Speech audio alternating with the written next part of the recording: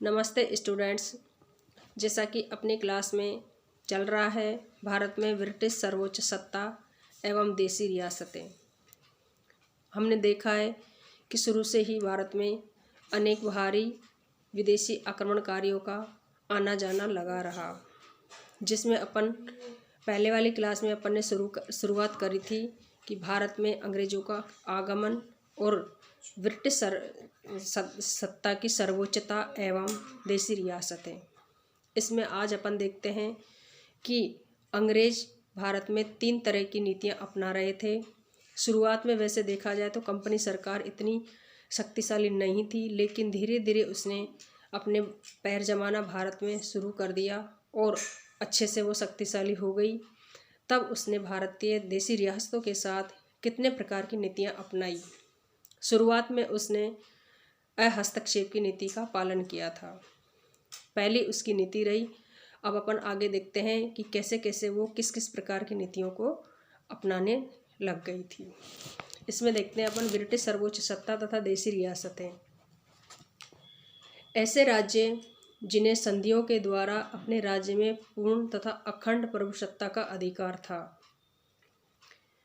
दूसरा, ऐसे राज्य जो संधिगत रियासतें होने पर भी केवल ब्रिटिश सरकार की देखरेख में ही फौजदारी और नागरिक अधिकार तथा कानून बनाने के अधिकार का उपयोग करते थे। और तीसरे नंबर पर ऐसे राज्य जिनके अधिकार दानपत्र और सनद पर ही आधारित थे। इस प्रकार से जिस टाइम भारत में कंपनी सरकार की नीतियां शुरू होने वाली थी, उस टाइम भारत में इतने प्रकार की देसी रियासतें थी जिन पर की कंपनी सरकार अपने अलग अलग तरीके से अपनी नीतियों को जारी कर रही थी। इसमें देखते हैं अपन कि देसी राज्यों के प्रति कंपनी सरकार की नीति 1661 ईस्वी सन तक तो ईस्ट इंडिया कंपनी भारत में एक व्यापारिक कंपनी ही बनी रही थी। चूँकि अपन ने शुरू से देखा कि अंग्रेज एक तरह से भारत में व्यापारिक दृष्टि से ही आए थे और उन्होंने ज़्यादा से ज़्यादा धन कमा करके अपने स्वदेश भेजने की नीति को ही जारी रखा। लेकिन जब उनको लगा कि भारत में एक तरह से राजाओं में नरेशों में एकता की भावना नहीं है, तो ऐसी स्थिति में उन्होंने भारतीय नरेशों की फूट का फ़ायदा उठा करके धीरे धीरे अपने आप को भारत में एक तरह से शक्तिशाली बनाना शुरू कर दिया था, जिसमें उन्होंने भारतीय राज्यों के साथ वैसे तो अपने स्वार्थ के पूर्ति के लिए ही उन्होंने नीतियां अपनाई थी, लेकिन धीरे धीरे उन्होंने दबाव की नीति अपनाना भी शुरू कर दिया था, जिसमें शुरुआत में हस्तक्षेप की नीति, यानी कि भारतीय देसी राज्यों के साथ देसी नरेशों के साथ वो किसी प्रकार का हस्तक्षेप नहीं करेंगे। लेकिन जब उनको लगा कि उनके ऊपर किसी प्रकार का कोई एक तरह से नियंत्रण नहीं है, तो उन्होंने धीरे धीरे इस नीति को भारतीय देसी रियासतों के ऊपर एक तरह से नियंत्रण की नीति के रूप में या शक्ति के रूप में थोपने की नीति में भी के रूप में भी उन्होंने पालन करना शुरू कर दिया था। अब 1661 ईस्वी सन तक तो ईस्ट इंडिया कंपनी भारत में एक व्यापारिक कंपनी रही थी, यानी कि अपना माल अपने स्वदेश से लाती और भारत में बेच करके वो मुनाफा कमा करके अपने स्वदेश भेज देती थी। लेकिन आगे उन्होंने धीरे धीरे क्या किया वो अपन आगे देखते हैं। 1765 ईस्वी सन में जब इलाहाबाद की संधि संपन्न हो गई, तो यही कंपनी राजनीतिक प्रभुता में आ गई थी। 1669 ईस्वी सन में जो चार्टर बना, उसके अंतर्गत कंपनी को बम्बई का प्रदेश भी प्राप्त हो गया था। इस उपलब्धि के बाद कंपनी सरकार व रियासतों के मध्य संपर्क स्थापित होने लगा और सर विलियम ली वार्नर ने अपनी पुस्तक the native states of India में अंग्रेजों के भारतीय राज्यों के साथ संबंधों को 3 भागों में विभाजित किया है। कौन कौन से 3 भाग हैं वो अपन देखते हैं। नंबर 1, अपने घेरे में सीमित रहने वाली नीति, जो कब से कब तक रही थी, 1757 से 1813 ईस्वी सन तक।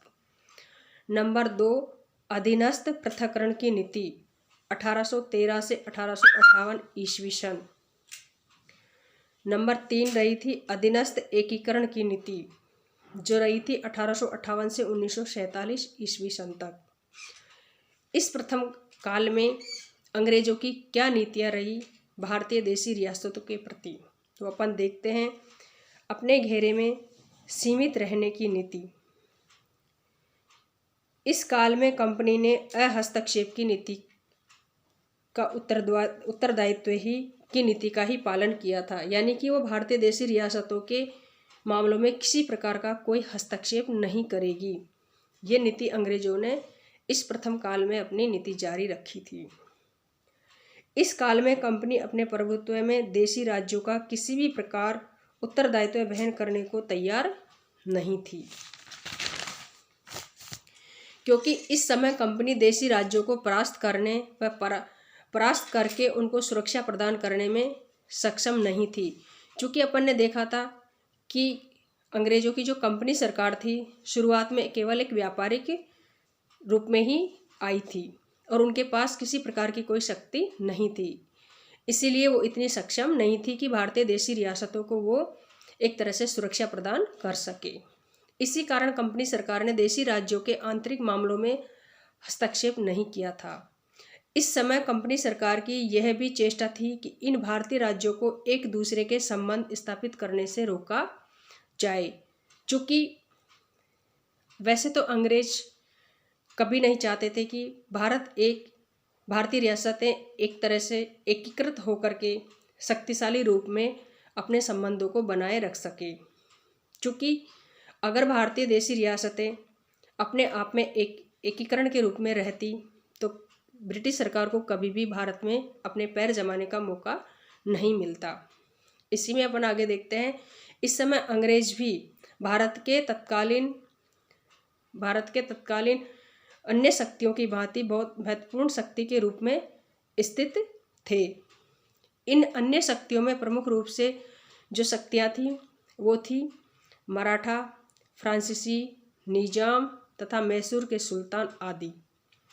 इस काल में अंग्रेजों ने किसी भारतीय राज्य से संधि या समझौता किया तो वह समानता और पारस्परिकता के आधार पर ही किया था। चूँकि वो समझते थे कि इस समय हम इतने शक्तिशाली नहीं हैं कि एक तरह से भारतीय रियासतों के मामलों में हम हस्तक्षेप की नीति को अपना सकें, तो उन्होंने इस समय सारी ही देशी रियासतों के साथ समानता के व्यवहार को एवं पारस्परिकता के व्यवहार को ही बनाए रखना उचित समझा था।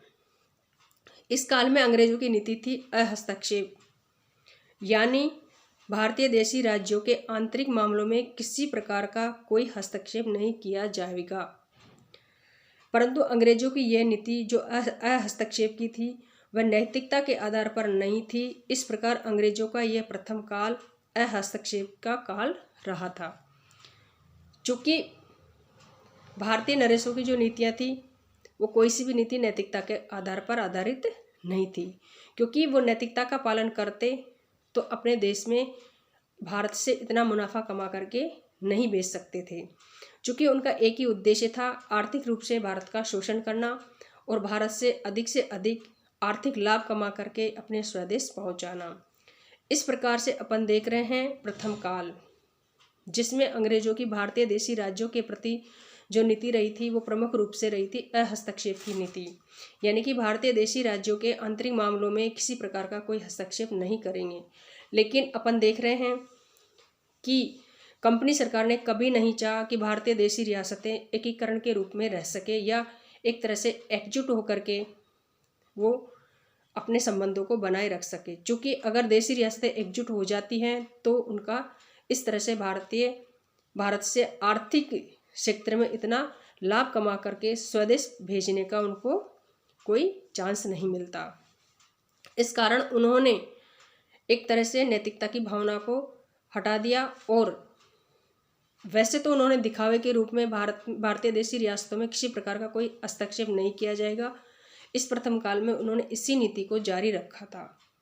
लेकिन उनका मुख्य उद्देश्य था कि भारतीय देशी रियासतों से किसी न किसी रूप में हम आर्थिक रूप से मुनाफा कमाते रहें। यही उनका प्रथम काल रहा। अब दूसरे काल में वो भारतीय रियासतों के साथ क्या व्यवहार स्थापित करते हैं वो अपन अगली क्लास में देखते हैं।